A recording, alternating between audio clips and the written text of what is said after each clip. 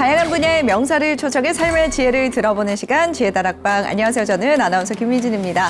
지난 시간에 조선 왕들의 삶과 내면을 심리학적으로 파헤쳐보는 시간을 가졌는데요. 오늘도 지난 시간에 이어서 심리학자 강현식 대표님과 함께하도록 하겠습니다. 큰 박수 부탁드립니다.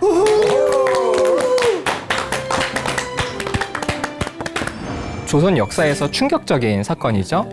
아버지가 아들을 죽인 이 사건을 한번 심리학적으로 조명해 보려고 합니다. 사람들은요, 영조가 형을 죽였다. 독살설이 궐 내외로 파다하게 퍼져나가는 겁니다. 나 왕 안 할 거야. 나는 왕하고 싶은 사람 아니야. 너네들 내가 왕 되고 싶어서 형 죽였다고 생각하지? 아니라고. 절대 아니다. 네. 억울하다. 나 그러니까 세자한테 넘길 거야. 영조의 억울함은요, 그의 아들의 억울함으로 발전을 하게 됩니다. 근데 여러분, 여기서 억울함이 왜 중요하냐?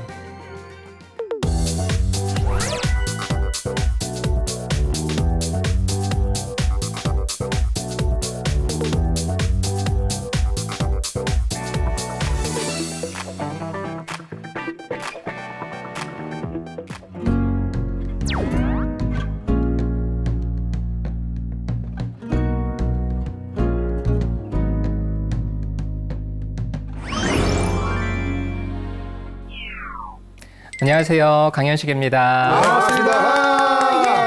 유후. 벌써 네 번째 시간이 됐는데요. 이제 시간이 거듭하면서 우리도 강현식 대표님에 대해서 네네. 좀 알아봤습니다.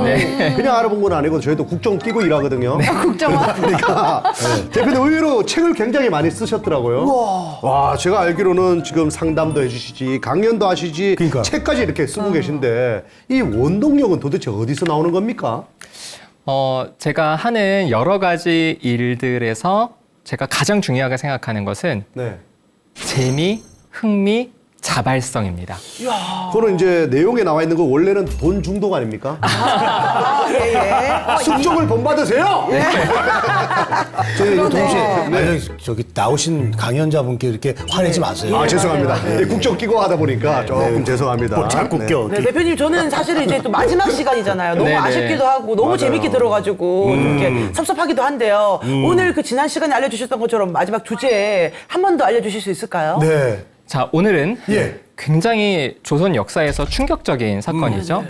아버지가 아들을 죽인, 예. 뒤주에 가둬서 8일 만에 죽음에 이르게 한 이 사건을 네. 한번 심리학적으로 조명해 보려고 합니다. 저희가 이제 드라마나 영화에서도 봤었고 이게 굉장히 조선 역사에 있어서 충격적인 사건이잖아요. 그렇죠. 그리고 이런 말이 있습니다. 이 주인공은 항상 마지막에 나온다. 네, 맞아. 오늘 또 이 마지막 시간에 우리 교수님이 또 이렇게 준비하신 이유가 있을 거예요. 네. 사실 저는 지금 우리나라의 여러 가지 어떤 상황을 고려해 봤을 때 지금 이 시대에 우리가 꼭 좀 기억해야 될 것 중에 하나가 분노를 어떻게 조절해야 하는가. 전 이게 굉장히 중요하다고 맞아요. 생각합니다. 맞아요. 그래서 이런 분노, 폭력 이런 것들을 우리가 어떻게 좀 이해하고 받아들일까. 그런 면에서 굉장히 폭력적인 사건이죠. 아버지가 아들을 죽이려고 했던 이 사건을 예. 지금 한번 심리학적으로 좀 조명해 보려고 합니다. 숙종이 죽고 그의 아들 경종이 왕위에 올랐습니다. 네. 경종은 희빈 장씨의 아들이었어요. 네. 그런데 패비윤 씨, 연산군의 어머니 패비윤 씨는 궐 밖에서 사약을 받았습니다. 그래서 연산군이 자신의 어머니의 죽음을 목격하지도 못했고요. 네. 자신의 어머니가 그렇게 죽었다는 거를 나중에 알았습니다. 사실 자신의 어머니가 궐에 있는 중전, 자기가 어머니라고 불렀던 사람이 자신의 친어머니인 줄 알고 살다가 네. 나중에 충격적으로 자신의 어머니가 궐 밖에서 사약을 받고 죽었다는 걸 알게 되면서 연산군이 굉장히 많이 무너지거든요. 그렇죠. 그런데 경종은 어머니가 궐 안에서 사약을 받았기 때문에 그 장면을 직접 목격하진 못했을지라도 어머니가 죽었다는 이야기를 신하들로부터 듣고 그것에 대해서 굉장히 크게 슬퍼하고 힘들어하면서 어쩌면 되게 아버지에 대한 어떤 원망과 분노 이런 것들이 굉장히 많았을 거예요. 그렇죠. 그래서 그런지 경종은 굉장히 병약했습니다. 그리고 경종의 편에 섰던 신하들, 당파든 소론입니다. 네. 서인이 소론과 노론으로 갈라졌는데요. 소론과 노론으로 갈라지면서 숙종이 네. 장희빈에게 사약을 내리겠다고 했을 때 소로는 왕을 말렸습니다. 그래도 세자의 어머니인데 이렇게 사약을 내리면 어떡합니까? 그런데 노로는 강경파였어요. 네. 사약을 내려야 된다고. 그래서 시간이 지나서 경종이 왕이 됐을 때 네. 경종의 정치적인 배경은 소론이었습니다. 그리고 이 경종에게 동생이 한 명 있었는데요. 네. 연인군. 나중에 영조가 되는 연인군이라는 동생이 있었습니다. 연인군. 그런데 이 연인군의 정치적 배경은 노론이었습니다. 그래서 형은 소론의 배경, 동생 연인군은 노론의 배경에서 이야기가 시작이 되는데요. 네. 아까 말씀드렸듯이 경종은 굉장히 몸이 병약했을 뿐더러 자식을 낳지 못했습니다.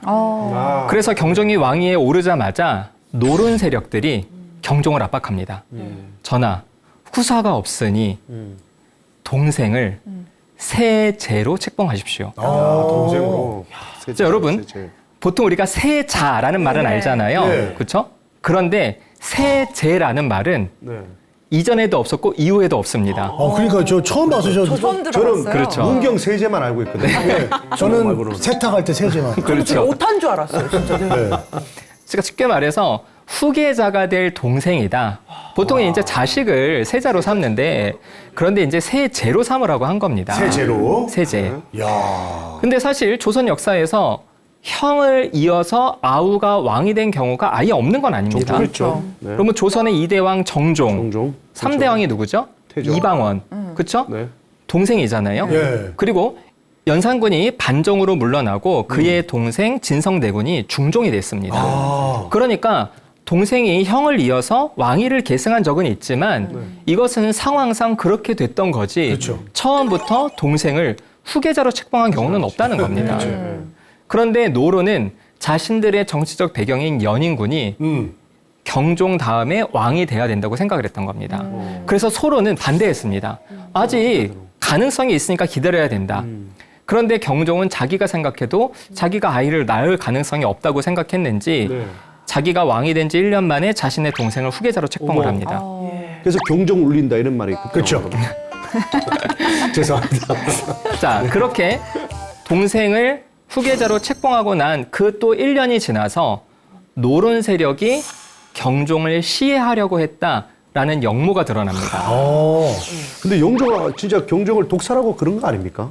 사실 엄밀히 말해서 이 동생이 형을 죽였을 것 같지는 않습니다. 왜냐하면 어차피 자기가 후계자로 지목이 되어 있기 때문에. 근데 하지만 노론 세력들 입장은 다른 거예요.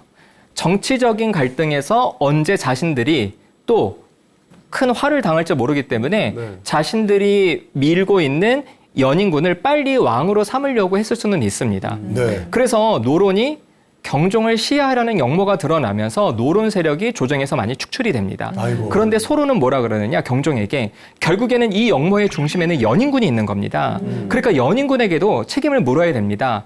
그런데 연인군 입장에서는 너무 억울한 거예요. 그렇죠. 그래서 누구한테 달려갔느냐? 예. 자신의 어머니에게 달려갔습니다. 여기서 어머니는 자신의 친어머니는 아니고요. 네. 연인군의 친어머니는 숙빈 최씨입니다. 그런데 숙종의 첫 번째 정비인 인현왕후 민씨가 죽고 네. 그 두 번째 중전이 인원왕후 김씨입니다. 인원왕후. 그러니까 이제 인원왕후 김씨한테 달려간 거예요. 그러면서 어머니, 저는 이 역모에 관련이 없습니다. 네. 제가 아무런 짓도 하지 않았습니다. 제가 어찌 형님을 죽이려고 하겠습니까?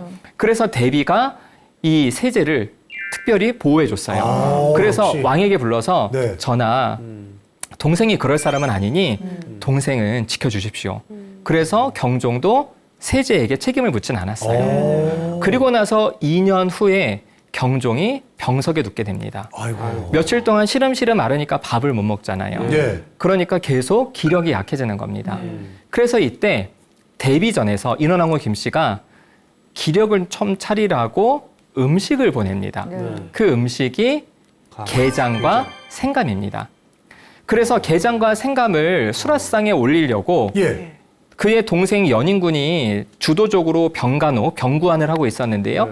야, 데뷔전에서 이 음식을 주셨으니 얼른 수라상에 올려라. 그랬을 때 많은 어이들이 이 음식은 사람의 몸을 차게 하는 음식이므로 이 음식은 왕에게 쓰면 안 됩니다. 그랬더니 연인군이 데뷔전에서 내린 것을 너희가 어찌 그렇게 말하느냐 무조건 올려라. 그래서 이제 경종이 병석에 누워 있다가 네. 어머니께서 보내신 음식이라고 하니까 네. 일어나서 게장을 좀 먹었어요. 게장 맛있잖아요. 맛있었나 봐요. 네. 밥을 많이 먹은 거예요. 어머. 네. 도둑이니까. 그리고 네. 생감도 먹었어요. 생감. 게장과 생감을 먹고 나서 그 다음부터 너무 많이 먹었는지 복통이 시작이 됐습니다. 생감은 좀 안 좋은데. 그래서 기력이 더 쇠해진 거예요. 네. 그러니까 연인군이 야, 안 되겠다. 기력을 차리는 데는 인삼만큼 좋은 게 없다. 빨리 인삼을 다려서 올려라. 네. 그러니까 어이들이 네. 안 된다. 우리가 지금 쓰는 약과 삼은 상극이다. 아이고. 이걸 같이 쓰면 이거는 음식이 아니라 독이다. 아이고야. 이걸 쓰면 안 된다라고 안 했어요. 돼, 안 돼. 어쨌든. 그런데 연인군이 야, 기력을 차리는데 삼만큼 좋은 게 없지 않냐? 무슨 얘기를 하는 거냐? 무조건 올려라. 그래서 삼을 다려서 올렸고 그 삼을 먹고 며칠 만에 경종이 죽게 됩니다. 야, 이거는 그냥 독사는 아니더라도 의심은 되네요, 좀. 연인군이 정말 이 음식으로 형을 죽이려고 했는지는 사실은 좀 모호합니다. 그런데 어쨌든 사람들은요, 영조가 형을 죽였다. 오. 독살설이 궐 내외로 파다하게 퍼져나가는 거예요. 어허, 참거.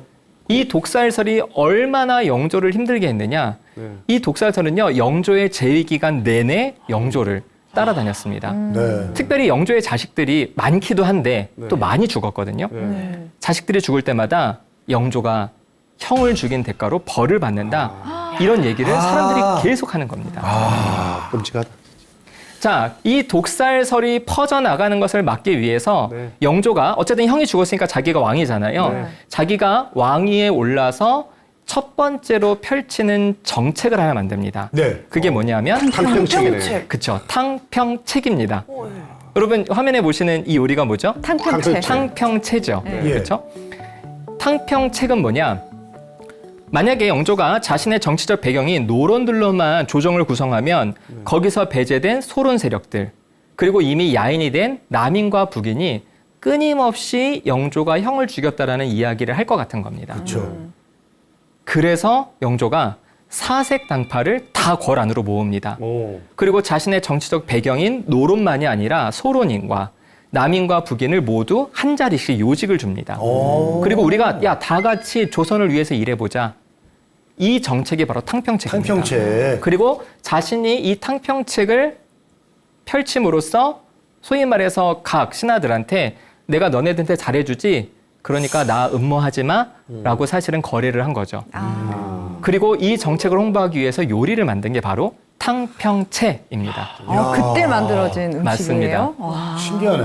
근데 이 탕평채가 사실은 지역마다 조금씩 다른데 원래는 청포묵, 네. 그리고 소고기, 그렇죠. 그리고 미나리, 그렇죠. 그리고 김.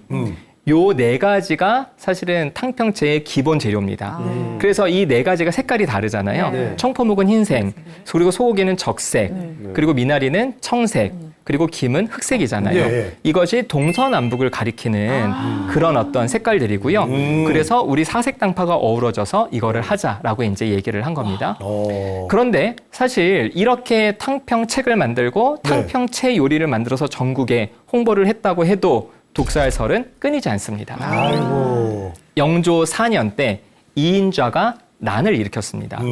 난을 일으킨 이유가 뭐냐? 경종대왕의 원수를 갖기 위해서 난을 일으킨 거예요. 이인자가. 그렇죠, 이인좌가. 네. 그리고 그로부터 21년이 지났습니다. 네. 세자가 15살이 되자마자 영조가 신하들을 불러 모아놓고 야, 이제 세자가 어느 정도 컸잖아. 이제 성인식 치렀으니까 나 이제 왕 안 한다.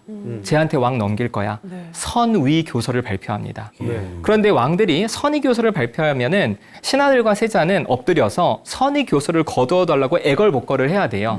그러면 이제 왕은 마지못해서 거두기도 하는데 영조는 끝까지 밀어붙입니다. 오. 그러면서 무슨 얘기를 하느냐? 야, 내가 왕이 되고 싶어서 된 게 아니야. 내가 형 대신 어쩔 수 없이 후계자 내가 왕이 된 거지. 나는 왕할 마음이 없어. 근데 마침 세자가 성인 됐잖아. 나 왕 안 할 거야. 나는 왕하고 싶은 사람 아니야. 사실은 이게 뭡니까? 너네들 내가 왕 되고 싶어서 형 죽였다고 생각하지? 아니라고. 절대 아니다. 절대 아니야. 네. 억울하다. 나 억울해. 나 그러니까 세자한테 넘길 거야. 이렇게 강하게 이야기를 한 겁니다. 그러면서 신하들이 안 된다고 하니까 결국에는 대리청정으로 결론을 봅니다. 대리청정은 세자가 어자에 앉아서 국사를 돌볼 때 왕이 뒤에 앉아서 세자한테 조언을 해주는 식인 거예요. 그러니까 실제로 국정 운영은 영조가 주도권을 가질 수 있는 겁니다. 그리고 또 명분은 자기가 왕위를 넘겼다. 명분과 실리를 다 챙길 수 있는 방식이 바로 대리청정이었다. 대리청정. 그렇죠. 예. 그런데 6년이 또 지났습니다. 네. 그리고 그 해에 영조가 책을 한 권 펴냅니다. 네. 천의 소감이라는 책인데요. 그 책의 내용은 뭐냐? 어떤 내용이죠? 내가 세제 책봉 받은 것은 정당한 처사였다. 내 왕위 계승은 정당한 절차로 이루어진 거다. 이게 무슨 얘기입니까? 나 형 안 죽였어. 영조는 계속 자신의 억울함을 주장합니다. 근데 여러분 여기서 억울함이 왜 중요하냐? 사실 집단주의 문화인 곳에서는요. 내가 보는 나보다 타인이 보는 내가 훨씬 더 중요합니다. 맞아요. 네. 집단주의 문화와 반대되는 문화를 개인주의 문화라고 합니다. 주로 이제 서양을 말하죠. 네. 개인주의 문화에서는요. 내가 보는 내가 중요하지 타인이 보는 나는 별로 중요하지 않아요. 타인들이 나를 어떻게 보든 말든 내가 아니면 그만이에요. 그치. 근데 집단주의에서는 나보다는 타인의 시선이 훨씬 더 중요한데 나는 형을 죽이지 않았어도 자꾸 사람들이 너가 형을 죽였잖아 라고 하니까요. 예. 그게 너무 괴로운 겁니다. 괴롭지. 자기는 아닌데 마치 이거를 받아들여야 될 것 같은 네. 그 느낌 때문에 이게 너무 괴로운 거예요. 네. 그래서 이 억울함이라는 감정은 서양에는 없는 감정입니다. 그래요? 이거는 한국적인 감정이에요. 한과 억울함. 비슷한 그런 거예요? 맞습니다. 억울함 뒤에서 나오지만 네. 이거 화병 이런 거는 사실은 이 동양적인 그렇죠. 이 문화권에서 나오는 거예요. 그래서 제가 영조가 네. 계속 이렇게 얘기하는 걸 봤을 때 저는 네. 영조는 형을 죽이진 않았구나. 형을 죽일 의도는 없었구나. 어떤 과정 때문에 형이 죽었을 수는 있어도. 그러니까 그 억울함을 가지고 영조는 계속 이야기를 하는 겁니다. 그런데 왜 사람들이 이렇게 영조를 괴롭혔을까? 그 이유는 네. 영조의 친어머니가 숙빈 최 씨였기 때문입니다. 숙빈 최 씨는 무술이입니다. 무술이. 무술이는 뭐냐? 궁녀들에게 물을 떠다 주는 조선에서 가장 낮은 천민 출신이 바로 무술입니다. 그러니까 무술이가 궐에 와서 궁녀들 이렇게 좀 이렇게 돕고 있다가 숙종 눈에 띈 거예요. 뭐 일만 했다더니 또 예. 그 와중에 다 이렇게 또 체크를 무술까지 건드리고. 아, 체크를 다 했어 그 와중에. 그래서 숙빈 최 씨가 연인군을 낳은 겁니다. 그러니까 사대부들 입장에서는 무술이 출신의 자식을 왕으로 받아들일 수가 없는 그렇죠. 거죠. 가뜩이나 계급적인 걸 많이 볼 사회인데. 그렇죠. 그래서 영조를 계속 독살설로 괴롭히는 겁니다. 그런데 이런 영조의 억울함은요. 네. 그의 아들의 억울함으로 발전을 하게 됩니다. 왜 그렇게 아들까지 그럴까요? 왜 이렇게 발전하냐면요. 네. 영조가 처음 만들었던 정책 기억하시죠? 네. 탕평책. 탕평책. 탕평책은요. 결국에는 신하들끼리 갈등을 하게 하고 그냥 영조는 들으면서 천천히 결정을 해주겠다는 겁니다. 영조는 많은 일을 하긴 했지만 영조가 주도적으로 강력하게 어떤 것을 추진하는 스타일은 아니었어요. 그리고 결국에는 신하들과 관계에서 적절하게 신하들한테도 줄 거는 주고 내가 챙길 건 챙기고 하면서 사실은 신하들의 좀 눈치를 봤던 그런 부분들이 있는 게 탕평책입니다. 그런데 세자가 15살이 되고 대리청정을 하면서부터 두 사람 사이의 갈등이 굉장히 폭발하는 겁니다. 왜냐하면 어쨌든 세자가 어자에 앉아서 국사를 돌보니까 네. 신하들의 의견을 얘기하잖아요. 그럼 세자는 이야기를 듣고 결정을 하는 겁니다. 그러면은 영조는 화를 내는 거죠. 네가 어찌 이 신하들의 이야기를 충분히 듣고 그들의 의견을 존중해주지 않느냐. 내가 평생을 통해서 읽어놓은 탕평책을 네가 하루아침에 무너뜨리려는 거냐. 라고 하면서 세자를 계속 질책을 하는 겁니다. 그러니까 영조는 바깥의 사람들한테는 굉장히 좋은 아버지인데 네. 자신의 아들에게는 한없이 엄격한 아버지였던 거예요. 그런데 세자가 이렇게 대리청정을 하기 1년 전에 네. 세자의 큰 누나 화평옹주가 세상을 떤 적이 있습니다. 옹주는 후궁의 딸이기 때문에 결혼하면은 궐 밖으로 나가 살아야 됩니다. 네. 그래서 화평옹주가 죽었어요. 근데 이 화평공주는 영조가 가장 사랑하는 딸이었습니다. 그러니까 딸이 죽었다니까 영조가 궐 밖으로 나가서 딸의 빈소에 간 겁니다. 근데 여러분 생각해 보세요. 왕이 궐 밖으로 나가면 따라오는 사람들이 얼마나 많아요. 그렇죠. 그런데 빈소에 가서 잠깐 조문하고 슬픔을 같이 표현하고 빨리 황궁을 해야 될 텐데 영조가 거기 앉아서 울기 시작하는 겁니다. 곡을 하는 거예요. 그러니까 신하들과 주변의 딸은 다 불편한 겁니다. 그러니까 세자가 아버지 빨리 황궁하시죠. 야. 그러니까 이때 영조가 질책했습니다. 너희 큰 누나가 죽었는데 네가 어찌 이렇게 얘기하냐. 나는 슬픔을 이기지 못하겠다라고 하니까 사실은 아버지의 채통이 말이 아니게 되는 겁니다. 또 영조가 무수리의 아들이기 때문에 사람들이 수군거리는 겁니다. 역시 출신은 못 속인다. 이런 얘기들을 계속하는 거예요. 그러니까 세자는 자기가 존경하고 사랑하는 아버지의 채통이 가장 떨어지니까 그것에 대해서 계속 아버지를 잘해주려고 대리청정하면서도 아버지 중심으로 일을 하려고 하는데 아버지가 계속 쳐내기 시작하는 겁니다. 아유, 안 참 그 맞다, 아버지가 그 그래서 아들은요, 아버지를 굉장히 보필하려고 하는데 아버지는 네가 날 무시해? 그러니까 여기에서도 억울함이 생기는 겁니다. 네. 세조가 생각하는 자기 마음과 아버지가 생각하는 마음이 다르잖아요. 그러니까 세자는 이때부터 억울하기 시작한 거예요. 억울하지. 대리청정하고 나서 2년 후에 현빈조 씨가 죽었습니다. 현빈조 씨는 누구냐면요. 네. 사도세자 이전에 세자가 한 명이 있었어요. 효장세자라는 세자가 있었습니다. 그런데 이 세자가 10살에 죽습니다. 세자가 10살에 죽었으니 현빈조 씨, 그 세자비는요, 합방도 못 해보고 거기에서 처량하게 평생을 살다가 죽은 겁니다. 그러니까 영조 입장에서는 얼마나 미안해요. 그렇죠, 그렇죠. 그렇죠? 또 자기가 굉장히 아끼는 며느리였거든요. 그래서 현빈조 씨의 빈소에 갔어요. 근데 사실은 궐 안에서는 뭐 곡을 하든 뭘 하든 어차피 다 뭐 궁녀와 내시들이니까 상관할 바는 아니잖아요. 그런데 거기서 있다가 현빈조 씨의 궁녀와 합방을 했습니다. 그러니까 또 신부 또 얘기. 그게 바로 수기문 씨예요.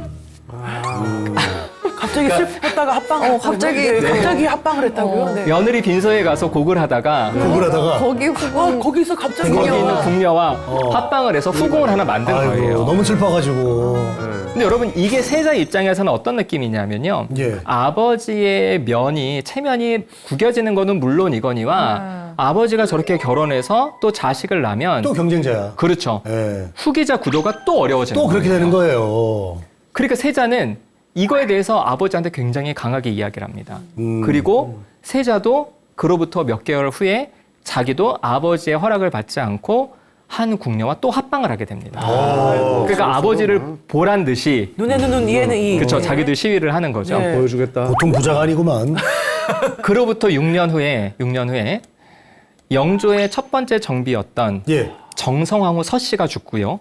그리고 또 처음에 노론이 형을 죽이려고 했을 그런 음모가 있었을 때 이 연인군을 보호해줬던 어머니 네. 인원왕후 김씨도 죽습니다. 아유, 같은 어머니. 해 둘 다 죽어요. 어머니랑 아내가. 근데 이 두 사람은 세자와 영조 사이의 갈등을 중재해주는 사람들이었어요. 근데 이 두 사람이 갑자기 죽으니까 둘다 돌아가셨다. 이 아들과 아버지의 갈등이 이제 극한으로 치닫기 아유, 시작을 하는 겁니다. 성향도 다르잖아요, 또 둘이. 아유. 아, 마음이 아프네. 수기문 씨가 자기가 영조랑 합방을 한 거에 대해서 세자가 계속 아버지한테 뭐라고 했고 네. 그럼 당연히 세자 입장에서는 수기문 씨가 좋게 보일 일 없잖아요. 그렇죠. 근데 수기문 씨도 자기가 아들을 낳으면 자기 아들이 왕이 될 수도 있잖아요. 이거 바라죠. 그렇죠? 그때부터 수기문 씨가 소문을 듣고 세자에 대한 소문을 듣고 영조에게 이야기를 합니다. 영조는 문 씨의 얘기를 듣고 세자를 불러서 혼냅니다. 네가 어찌 이렇게 하느냐? 네가 왜 이렇게 했다고 하느냐? 너의 행실이 왜 이러냐? 그러니까 세자가 너무나 억울해서 자결해버리겠다라고 난리를 피우기도 합니다. 그리고 실제로 세자가 사람을 죽인 일이 있습니다. 그리고 영조가 불러서 묻습니다. 네가 왜 사람을 죽이냐? 그랬더니 세자가 뭐라 그랬냐? 화증이 나서 견딜 수가 없습니다. 이렇게 얘기했어요. 화증이 뭐냐? 우라통, 그렇죠. 울화, 예. 그렇죠? 안에 이 억울함과 분노가 느껴지는 이 화증이 나서 사람을 죽이지 않고는 견딜 수가 없습니다. 이렇게 얘기했습니다. 영조가 물었어요. 왜 화증이 나느냐? 세자가 말했습니다. 사랑해 주시지 않으니 서럽고 꾸중하시니 무서워서 그렇게 되었습니다. 그때 영조가 미안하다 이렇게 사과를 했어요. 그럼 풀렸네. 그럼 이렇게 해서 이제 풀렸으면 좋잖아요. 풀려야죠. 풀리네. 그런데 예. 일은 계속 터져 나오고 있습니다. 또 해요. 정성황후 서씨가 죽었잖아요. 네. 그러면은 중전이 죽으면 후궁 중에 한 명을 중전으로 책봉해도 됩니다. 네. 그리고 어차피 세자가 있으니까 세자의 어머니 영빈이 씨를 중전으로 책봉해도 돼요. 그러네요. 그런데 영조가 세장가를 갑니다. 또요? 아이고. 그런데 영조가 세장가를 갈 때 나이가 66세예요. 아이고. 두 번째로 들어온 왕비가 정순왕후 김씨인데 15살입니다. 아, 정순왕후. 네. 몇 살 차이입니까? 51세입니다. 51세. 그 회춘을 하셨나요? 여러분, 지난번에 선조가 임모광후랑 결혼했잖아요. 네. 그때 선조의 나이가 51세고 51세. 임모광후가 19살이었습니다. 더하네, 더해. 더하네요. 32살 차이였는데 제가 그때 뭐로 말씀드렸냐면은 네. 조선에서는 일찍 결혼하고 일찍 아이를 낳기 때문에 아버지 딸 정도가 아니라 할아버지랑 손녀다 이렇게 그러니까. 말씀드렸죠. 예, 예. 그런데 영조와 정순왕후 김씨는 51세 차이입니다. 아, 이건 완전 증조 할아버지와 조상이네, 조상. 증손녀네, 증손녀. 조상이야, 조상. 제사 지내야 되는데 다시 살고. 제사를 지내줄 분이 저기 들어왔구만, 신부로. 그러니까요. 그러니까 세자는 또 완전히 뒤집어지는 겁니다. 자신의 어머니는 후궁이고 만약에 정순왕후 김씨가 아이를 낳고 또 나오면. 또 낳으면 또 복잡해지잖아요. 아, 시끄러운 거 봤잖아. 선조 때. 사도세자가 이게 진짜 정의의 사도가 돼야 되겠네. 그렇죠. 아이고. 그러니까 이 세자 입장에서는요, 너무 계속 힘든 일들이 몰아치는데, 그러네요. 그런데 정순왕후 입장에서도 빨리 자기가 아이를 낳는 것과 함께 세자를 몰아내야 됩니다. 그래서 정순왕후 김씨의 아버지 김한구가 네. 궐을 들락날락하면서 물건을 갖다 대는 중인인 나경원에게 얘기합니다. 네가 궐에 들어가서 세자의 비행을 고해라 이렇게 얘기를 해요. 그래서 나경원이 세자가 사람들을 죽이고 여승을 궐로 불러들여서 겁탈을 하고 왕의 허락을 받지 않고 평안도로 유람을 했다고 이렇게 고언을 합니다. 그리고 세자가 궁녀와 내시들을 죽였다 이렇게 이제 고언을 해요. 그러면서 그것에 대해서 확인하지도 않고 영조가 또 아들을 질책합니다. 네. 그러니까 사도세자 입장에서는 그 억울함이 사실은 그러겠네. 말도 할 수가 없을 정도겠죠. 자, 그러다가 어떤 일이 벌어졌느냐? 결국에는 마지막에 이 죽음에 이르게 한 사건이 뭐냐면 예. 세자가 참다 못해서 예. 결국에는 아버지를 죽일 계획을 갖게 됩니다. 그런데 그 사실을 세자의 친어머니인 영빈이 씨가 영조에게 고합니다. 어? 어머. 그 아들 배신한 거네요? 어쩔 수 없잖아. 그래서 영조가 아들을 부릅니다. 네. 그리고 묻습니다. 네가 진짜 그러했냐라고 묻고 네. 아들에게 자결해라 이렇게 얘기합니다. 그러니까 아들이 자결을 하려고 했는데 신하들이 말리고 난리가 나서 결국에는 뒤주를 가져와라. 아, 그래서. 그리고 뒤주에 들어가라. 그리고 8일 만에 세자가 뒤주에서 죽음을 맞이하게 됩니다. 아, 정말 비참한 죽음입니다. 그러네요. 근데 여러분, 이 영조와 사도세자 이야기를 계속 들으시면 알겠지만 영조도 성격이 보통이 아니죠. 그렇죠. 네. 그렇죠? 네. 사도세자도 보통이 아닙니다. 네. 사도세자도 아버지를 죽이려고 했는데 아버지도 아들을 죽이려고 했습니다. 그리고 세자는 실제로 자신의 후궁 경빈 박씨도 죽였고요. 내시나 궁녀들을 죽였고 시장에 나가서 일반 백성들을 죽이기도 했답니다. 진짜. 그런데 아버지도 아들을 죽였습니다. 아버지도 자신의 욕구와 충동을 잘 억누르지 못하는 사람이죠. 그런데 아들도 그거를 잘 억누르지 못하는 사람입니다. 부전자전이네요. 그렇죠. 사실은 그래서 이 영조와 사도세자는 굉장히 비슷한 성격의 소유자입니다. 우리 첫 번째 시간에 살펴봤던 이성계와 이방원은 다른 스타일이었잖아요. 네. 그렇죠? 이방원은 굉장히 강했지만 이성계는 계속 기다려주고 계속 좀 약간은 결정하지 못해서 사람들을 힘들게 했지만 이방원이 그거를 좀 맞춰주기도 하면서 끌고 갔는데 여기에서는 강대강으로 부딪혀서 결국에는 아버지가 궐에서 아들을 죽인 왕이 궁궐에서 국본이라고 하는 세자를 죽인 그 끔찍한 사건이 일어난 것은 비극이래요, 비극. 비극입니다. 진짜 비극이에요. 진짜. 그렇죠?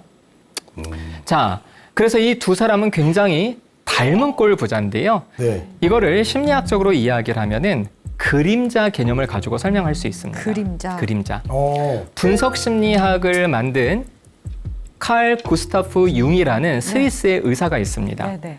이 융은 우리 마음에 여러 가지 구조물들이 있다고 했는데요. 그 중에 하나로 그림자를 꼽습니다. 그림자는 뭐냐? 나의 어두운 측면. 저도 지금 여기에서 조명을 받으면서 여러분을 향해 있잖아요. 그런데 제 뒤에는 그림자가 있죠. 네. 그렇죠? 사람은 누구나 그림자가 있습니다. 맞아요. 우리는 항상 좋은 모습을 보이려고 하고 좋게 살려고 하기 때문에 내 모습에 어두운 면이 있는 거예요. 그런데 이 그림자는 평소에 사람들은 잘 알지 못합니다. 이 그림자를 알 수 있는 방법이 뭐냐면요. 여러분 아무런 이유 없이 싫은 사람, 동성 중에 찾아보세요. 네. 자, 동성 중에 아무런 이유 없이 싫은 사람이 있습니까? 한번 떠올려 보세요. 있죠? 그렇게 썩 또, 있어요? 이동엽 씨도 있으세요? 저는 뭐 딱히 떠오르는 사람은 없네요. 없으세요? 예. 저도 네. 굳이 뭐 아무런 이유가 없진 않은 것 같아요. 이유가 있어야지 이유는 좀 있죠. 싫어하지. 이유는 있어요? 아무 근데 이유 그 이유가 이유 없이라고 하잖아. 아니 미움보다는 이유가 너무 사소해요. 아, 그런 건 딱히 없는 것 같아요. 사소한 이유인데 좀 너무 미워요. 박권 씨는 뭐 저도 그런 건 딱히 없습니다. 딱히 없으세요? 예. 지금 여러분이 여러분의 그림자를 숨기려고 마음에서 막 작동을 하고 있는 거예요. 그래요? 근데 한번 생각을 해보세요. 여러분이 살다가 친하진 않아도 예. 저 사람 좀 별론데? 막 밉진 않아도 있어요. 좀 있으세요? 네. 네. 그냥 아무런 이유 없이 그냥 좀 별로인 그 인상만 봐도 저 사람 별로다. 그냥. 그런 사람 있잖아요. 있어요. 있죠? 네, 네. 그렇죠? 저는 그런 사람이 있는데 그런 사람의 어떤 싫어하는 모습이 내가 싫어하거나 나가 또 그런 잘못하는 모습이 보일 때. 어떤 그쵸, 모습이 그렇습니까? 뭐 예를 들면 제가 좀 늦게 다니는 성향. 그럼 늦게 오는 친구를 좀 싫어한다든지. 뭐 이런 제가 잘못된 행동을 누가 했을 때. 되게 모순적이다. 예, 모순적으로. 그렇죠, 행동하죠. 그렇죠. 예. 지금 이제 이동엽 씨가 얘기하신 것처럼 네. 우리가 어떤 사람이 싫은데 그 싫은 게 뭐 내가 그 사람을 미워하는 마음이 이 경험보에 비해서 너무 좀 커. 네. 이렇다면 지금 얘기하신 것처럼 그 사람이 싫은 이유는 여러분의 그림자를 그 사람에게서 보기 때문입니다. 그래서 엄밀히 말해서 여러분이 싫어하는 그 사람은 바로 여러분의 모습이에요. 오, 약간 소름 돋아요. 네. 약간 저 그런 것 같아요. 그래서 그런지 제가 애 셋이나 키우지만 제가 뭐 별로 안 좋아하는 행동을 하는 애들이 간혹 있어요. 네. 근데 알고 보면 제가 그런 또 행동을 하는 경우가 있거든요. 그거 바로 그거야. 그걸 보면서 네. 막 더 혼내고 막 그러는 것 같아요. 맞아요. 이 동성 간의 그림자가 투사가 되고 이렇게 좀 갈등이 커지는 게 오늘 우리가 살펴봤던 영조와 사도세자 관계에서처럼 부모 자녀 사이에 정말 많습니다. 야, 말하는데 지금 순간 제가 떠올랐는데 내가 좀 친하는 사람의 유형을 막 찾을 때 친구 쪽에 사실 없는데 거의 뭐 지어내다시피 찾았는데 아버지 딱 하는 순간 아버지 어렸을 때 하는 행동들이 있었거든요. 아, 나 정말 싫어했는데 한 번씩 제가 우리 애들한테 할 때 맞아요. 아버지 모습이 제가 볼 때 맞아요. 찌릿찌릿하거든요. 맞습니다. 무섭더라고요, 저는.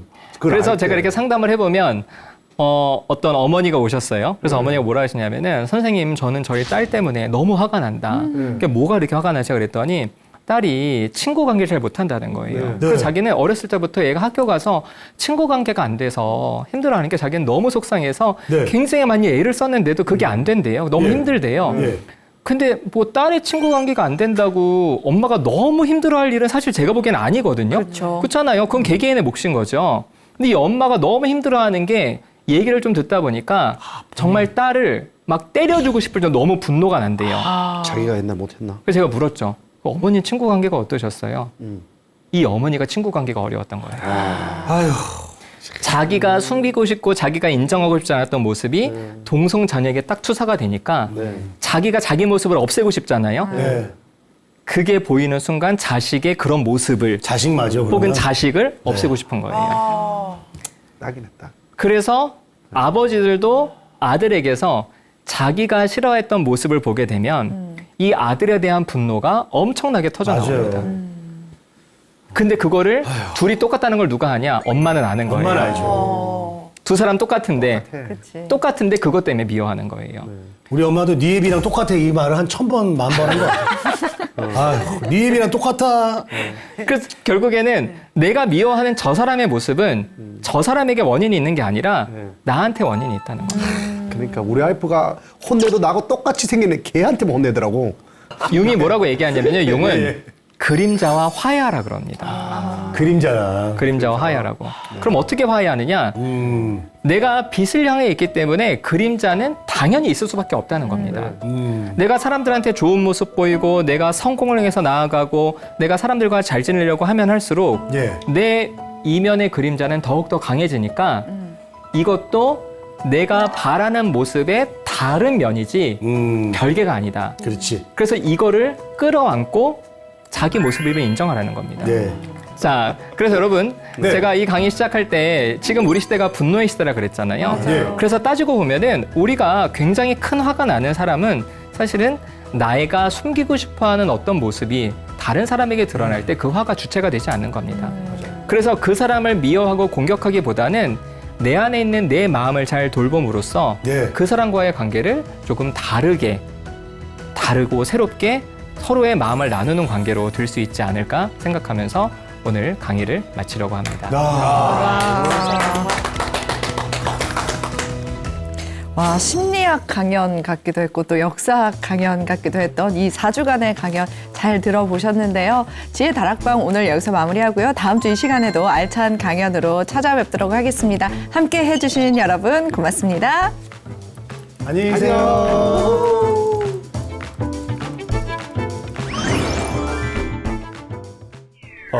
제가 이제 경험한 몰입은 딱 의식 속에 그 문제와 나만 존재하는 상태인데 네. 보통 이제 사람들이 집중하고 어떻게 다르냐? 네. 집중은 그런 상태가 짧게 되는 상태예요. 그런데 그렇죠. 몰입은 네. 그런 고도로 집중된 상태가 계속 그러니까 뭐 길게. 며칠, 심지어는 몇 달도 유지가 가능해요. 예. 친구 집을 찾아가는데 내가 지도도 없고 뭐 이렇게 하면은 굉장히 헤매잖아요. 근데 그것의 확률을 높이려면 어떻게 하면 되죠? 우리가 뭐 내비게이션 그렇게 하면 되잖아요. 그러니까 정보가 확률을 바꾸는 거예요. 주사위를 던지면 네. 위에 3이 나올 확률이 얼마죠? 위에 3이 나올 확률 6분의 1로 하나. 6분의 1이죠. 6분의 1이에요. 네. 네. 엔트로피 법칙이 바로 확률이다.